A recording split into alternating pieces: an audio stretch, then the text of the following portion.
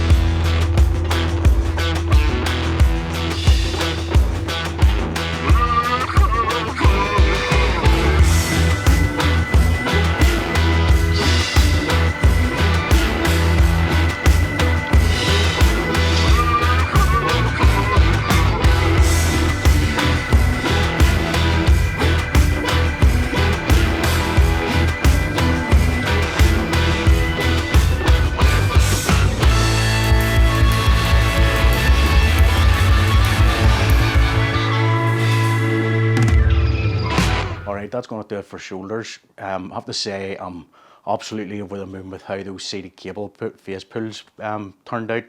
I felt those a lot more it's not that I felt them a lot more in the rear delts, but the niggle in the shoulder definitely wasn't there, and I felt like I actually felt like I got a better pump, so I do, in the rear delt. We'll see how that translates in the next day or two with the delayed onset muscle soreness. I'm hoping that the fact that I felt a bit more of a pump there is a good sign. Again, the chest supported barbell phase pulls, they felt I didn't go just quite as heavy in those today, but that's okay. Begin the mesocycle and all that, that's to be expected, and you don't want to go balls to the wall the first workout. But I felt those are probably my favorite rear delt exercise at the minute. Every single rep, I can just feel the rear delt swell in my blood. Every single rep, it's really, really, really good. The shrugs I did pretty good. I didn't go up as high as what I had been at before, pre-deload in the last mesocycle, at the end of the last mesocycle, but I got very close. And then it was the same sort of thing with the Viking Press. I actually felt a bit weak in the Viking Press, if I'm being honest today, but I think a function of that is just to do with how fried my chest is from chest a few days ago. My chest is, I think I said in that video actually, that it would be interesting to see how the muscle onset of the DOMs, how the DOMs figured for chest, because I could feel it at the time. It felt really, really good, and then plus the first week back after the deload, you do tend to, because of the muscles resensitized. Well, I can tell you now for a fact, my chest is absolutely busted. It is really fried, and I think as a function of that, I felt just with the Viking Press, it was very challenging. I did go close. I was within 10 kilos, I think, of what my top weight was before. I was hoping to get within 5 kilos, if I'm being honest.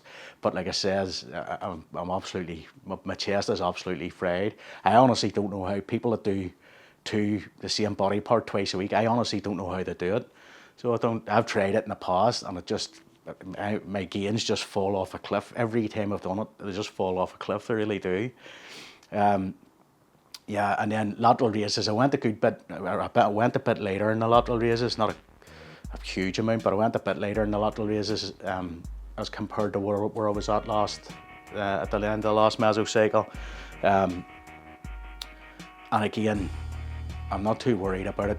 To be honest, the lateral raises is something, it's an exercise I've always struggled with, just with that niggle in my right shoulder. Sometimes it feels great, sometimes it doesn't. Today, it felt good. It felt really good today. Actually, trying to keep my thumbs back a bit tends to help with the niggle in the shoulder. Although whenever you're doing that, then you involve more of the trap, so you do, which can't be helped. But it is what it is. But today the lateral raises felt good, even though it did go a bit later. But I felt like I got a good pump in the lats, or in the lateral deltoid. So all's good, all's well that ends well, as it were. Anyway, that's going to do it for today's video. If you've enjoyed the video, feed the anabolic algorithm with a comment, shares, likes and subscribes, and I'll catch you in the next one. Take it easy.